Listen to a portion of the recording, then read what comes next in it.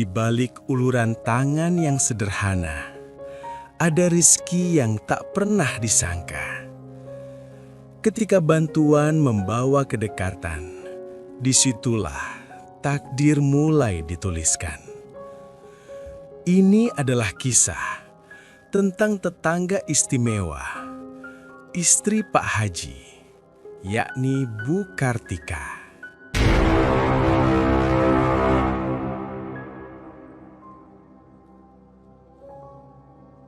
"Bisa bantu ibu sebentar nggak?" tanya Bu Kartika membuatku penasaran. "Bisa Bu, bisa. Mau dibantu apa ya?" jawabku bersemangat. "Ikut ibu dulu yuk," ajak beliau yang langsung kuikuti. Kini aku masuk ke dalam rumah Bu Kartika yang nampak megah dengan berbagai interior indah di dalamnya. Tapi rasanya sepi, karena hanya ada aku dan Bu Kartika di sini. Sebelum mulai ceritanya, mari perkenalkan dengan tokoh utama dalam kisah ini. Tapi semua nama akan disamarkan demi privasi. 5 tahun aku merantau ke Pulau Seberang untuk bekerja di salah satu perkebunan kelapa sawit. Dan selama itu pula, belum sekalipun aku pulang ke rumah. Biasanya kalau kangen dengan orang tua, aku hanya video call WA memandang wajah mereka. Tapi hari ini aku putuskan untuk pulang, karena salah satu anak dari kerabat dekat ada yang menikah. Oh iya, namaku Faisal Nur Hadian, tapi panggil saja namaku Ical, sudah berusia 29 tahun, namun belum menikah meski sudah beberapa kali menjalin asmara. Namun selalu saja ada halangan yang membuatku tak bisa melanjutkan ke jenjang lebih serius. Aku merantau ke Pulau Seberang karena diajak salah satu temanku semasa di pabrik dulu. Hingga akhirnya aku malah betah kerja di perkebunan kelapa sawit sampai sekarang.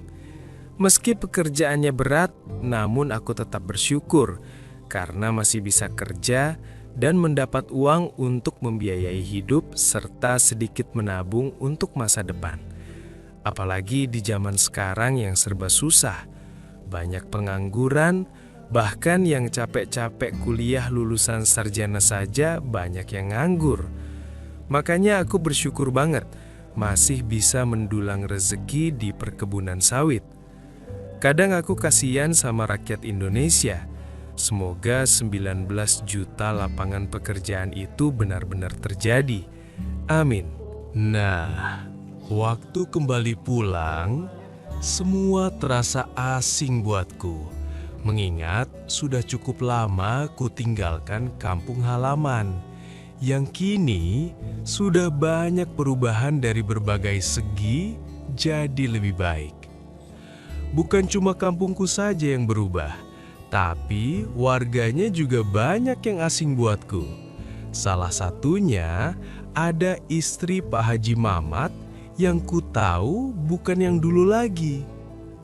Menurut info yang ku dapat, istrinya yang dulu sudah meninggal. Dan kini Pak Haji Mamat punya istri lagi yang usianya jauh lebih muda dari beliau. Selisihnya 10 tahun lebih. Orang-orang biasa memanggilnya Bu Kartika, tanpa tambahan, karena memang Bu Kartika belum haji. Beda dengan Pak Haji Mamat yang seorang juragan dengan beberapa usaha yang sukses. Waktu itu tak sengaja aku ketemu Bu Kartika di warung saat beli kopi. Dan karena sedang banyak pembeli serta kondisi warung yang sempit, membuat kami harus saling berhimpitan. Tak sengaja, aku berdiri di beyakang Bu Kartika yang sedang membayar belanjaan, lalu terdorong ke arahnya. Maaf Bu, maaf, gak sengaja," kataku sopan, karena memang tak sengaja. "Gak apa-apa kok Dek, namanya juga di tempat umum, apalagi lagi rame begini," jawab Bu Kartika ramah, sambil senyum. Indah sekali senyuman wanita berkerudung satu ini. Setelah Bu Kartika selesai membayar, Kini gantian dengan aku yang langsung kubayar dan menyusul Bu Kartika yang berjalan pulang duluan. Rasanya aku ingin berkenalan lebih jauh dengan dia. Dan kebetulan kami searah. Rumah beliau hanya berjarak 2 rumah dari rumah orang tuaku. Jadi aku bisa bareng Bu Kartika sambil ngobrol. Meski baru pertama bertemu, tapi rasanya aku sudah nyaman. "Boleh saya bantu, Bu? Kelihatannya berat," tawarku. Lalu Bu Kartika menoleh ke belakang dan tersenyum kembali. Rasanya melihat senyum Bu Wati, hatiku jadi adem. "Gak usah deh Ikal, Ibu bisa kok," jawab Bu Kartika. "Gak apa-apa Bu, kan kita searah." Dan baru Bu Kartika setuju memberikan sekantong belanjaannya untuk kubawa ke rumahnya. "Belanjanya banyak banget Bu?" tanyaku. "Iya deh Ical, nanti malam ada teman Bapak mau datang, jadi persiapan nyambut tamu," jawab Bu Kartika yang terdengar merdu dari wiri-wirinya. Sepanjang perjalanan kami terus ngobrol, sampai tak terasa sudah berada di depan rumah Bu Kartika yang begitu besar dengan 2 lantai dan halaman yang lumayan luas. "Mampir dulu dek, tak buatin kopi," tawar Bu Kartika. "Terima kasih Bu, tapi ini saya sudah beli. Lain kali saja. Saya permisi dulu Bu, mari," kataku yang hanya disambut dengan anggukan serta senyum yang manis. Rasanya ingin aku berlama-lama ngobrol dengan Bu Kartika yang masih kelihatan cantik dan murah senyum. Entah kenapa, aku malah terus terbayang dengan wajah beliau. Memang kuakui kalau aku lebih menyukai wanita yang usianya lebih dewasa dariku. Dan Bu Kartika ini masuk ke dalam tipe wanita yang kuidam-idamkan selama ini.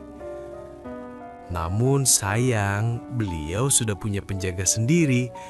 Jadi aku hanya bisa mengagumi Bu Kartika dari jauh, serta membayangkan kalau seandainya aku jadi lelaki beruntung itu. Seiring berjalannya waktu, selama di rumah, aku sering bertemu Bu Kartika di setiap kesempatan. Meski tak kurencanakan, tapi tetap saja setiap bertemu rasanya jantungku berdetak lebih cepat. Apalagi saat acara resepsi kerabat, aku jadi lebih sering berjumpa Bu Kartika. Karena memang aku jadi salah satu penggerak acara dan Bu Kartika juga. Jadi kami sering koordinasi satu sama lain. Selesai acara itu aku tak langsung berangkat, namun memilih istirahat beberapa hari di rumah. Sekalian liburan untuk mengobati rasa kangen sekaligus refreshing pikiran.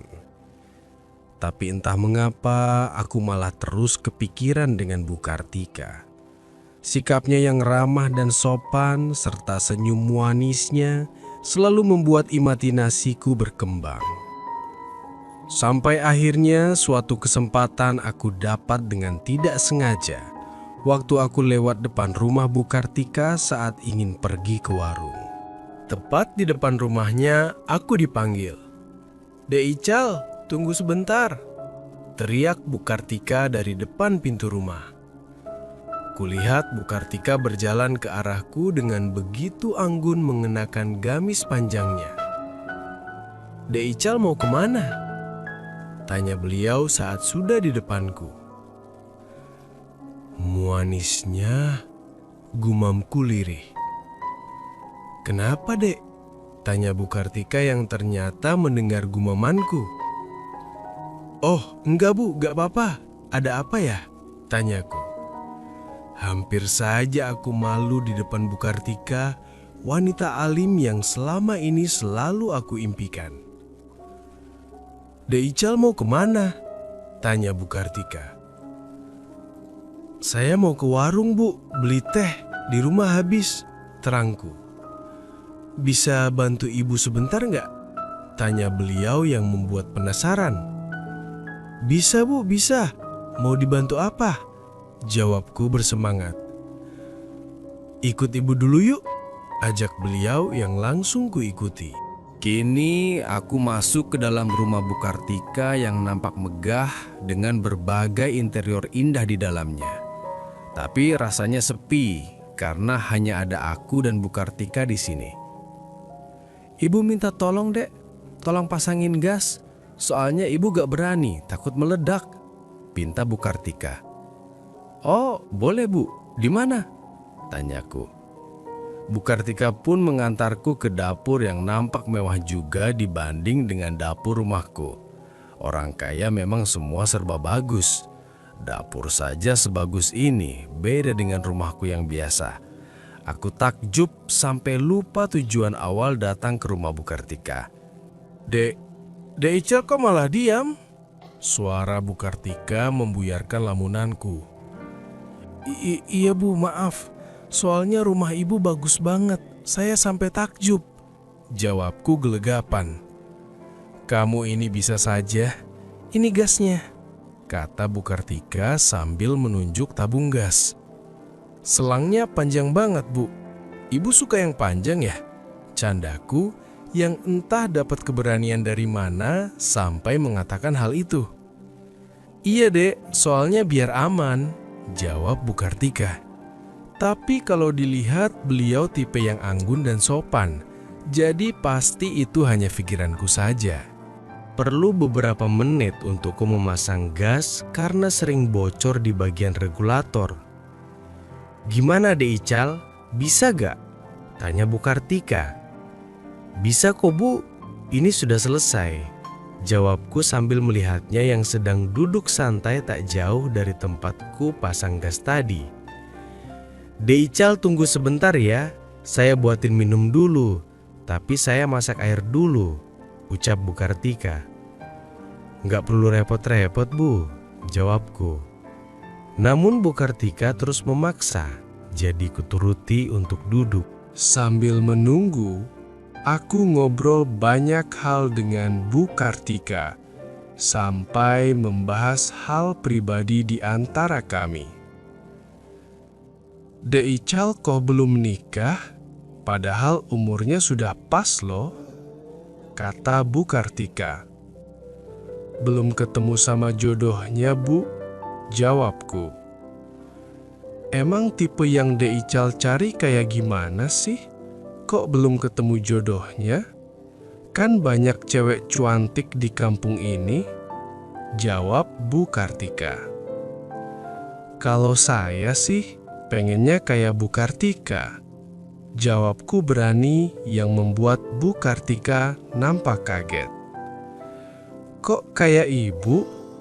Emang Dek Ical suka sama ibu-ibu? Kata Bu Kartika lirih.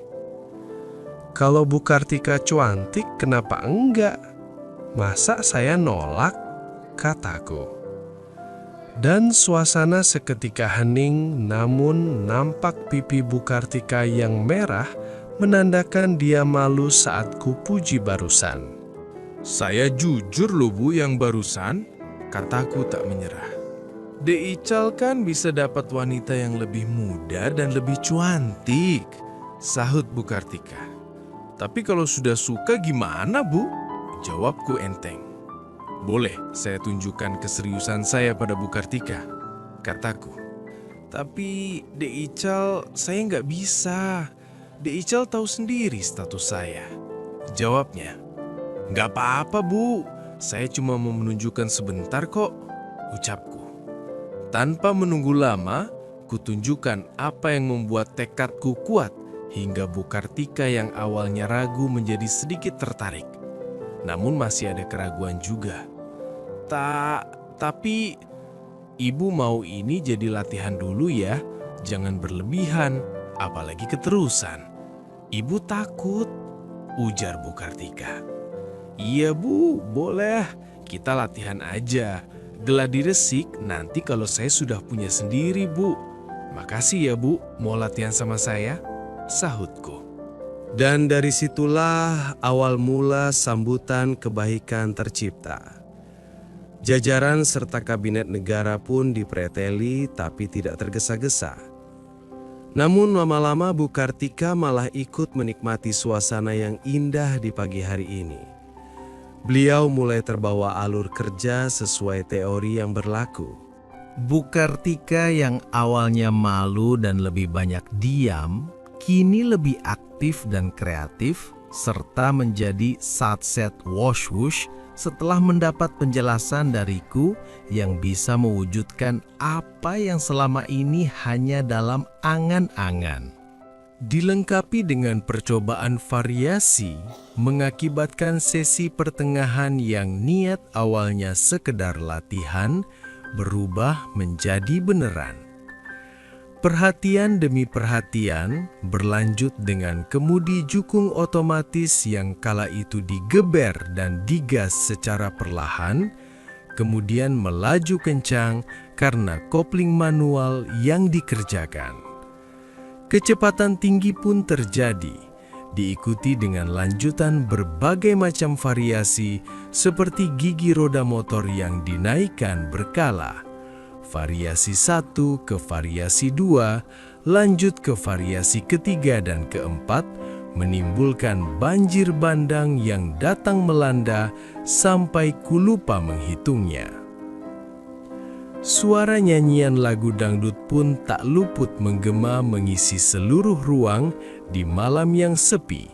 Meskipun pas akan mau masuk ref, suara lagu dangdut kusarankan agar ditahan dan dikecilkan agar tidak menimbulkan rasa penasaran tetangga. Sampai akhirnya, dengan keuletan kerjasama, tibalah di Bandara Juanda secara bersama-sama ke lokasi paling masyhur dunia, Nirwana Ambarawa. Rasanya aku belum ingin berakhir. Namun, karena waktu yang tak memungkinkan, kami harus kembali melanjutkan kehidupan masing-masing, tapi tetap saling komunikasi. Sebelum aku berangkat ke Pulau Seberang, kami sempatkan untuk saling meyakinkan dan saling bertukar nomor WhatsApp untuk menjaga jalinan silaturahmi yang begitu erat ini. Tak kusangka, ternyata Bu Kartika punya sisi lain yang begitu besar, yang mungkin baru kali ini dia tunjukkan, dan ini juga pengalaman berharga untukku selama aku di kampung. Aku kembali berangkat dengan kebahagiaan setelah mampu membantu Bu Kartika sekaligus mengungkapkan isi hatiku selama ini padanya yang terlihat sangat santun. Begitulah kisah pengalamanku bersama Bu Kartika, istri Pak Haji Mamat saat aku pulang kampung. Tidak ada maksud untuk merusak moral, tapi di sini aku hanya berbagi pengalaman saja yang tidak untuk ditiru. Meskipun aku berharap Bu Kartika bisa menjadi istriku seutuhnya. Bagaimana menurut pendapat kalian? Misal aku pulang kampung lagi, apakah aku harus menghentikan semua kerahasiaan istimewa ini? Atau lanjutkan saja sebagai bentuk latihan lebih lanjut? Tolong berikan komentarnya ya. Kisah ini mengajarkan kita bahwa ketulusan dalam memberikan bantuan kepada sesama, sekecil apapun itu, seringkali menjadi kunci pembuka pintu rezeki dan kebahagiaan yang tak pernah kita duga sebelumnya. Keajaiban silaturahmi.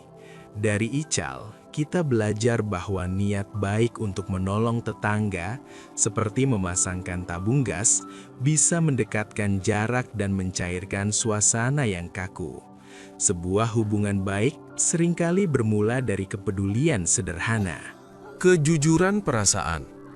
Keberanian Ical untuk mengungkapkan kekagumannya secara sopan, mengajarkan bahwa kejujuran, jika disampaikan di waktu yang tepat, dapat membuka sisi lain seseorang yang selama ini tersembunyi. Setiap orang memiliki kerinduan untuk dihargai dan dipuji. Menghargai momen. Pertemuan singkat namun berkesan ini mengingatkan kita untuk menikmati setiap detik kebahagiaan yang hadir dalam hidup, menjadikannya sebagai kenangan indah dan tetap melangkah maju, melanjutkan tanggung jawab masing-masing dengan hati yang lebih ringan. Semoga kita semua senantiasa dianugerahi tetangga yang baik, rezeki yang berkah, dan kebahagiaan yang mewarnai setiap langkah kehidupan kita. Terima kasih sudah mau mendengarkan kisah ini. Di sini tentunya kami sebagai admin tidak ada maksud untuk merusak moral. Tapi di sini channel 48H Silit hanya berbagi pengalaman saja yang tidak untuk ditiru. Ambil baiknya dan buang buruknya dari cerita kisah nyata ini. Semoga hal seperti ini tidak terjadi kepada kita semua, bosku. Dan semoga kita semua dilindungi dari mara bahaya. Sampai jumpa di cerita selanjutnya. Jangan lupa like, komen, share, dan subscribe.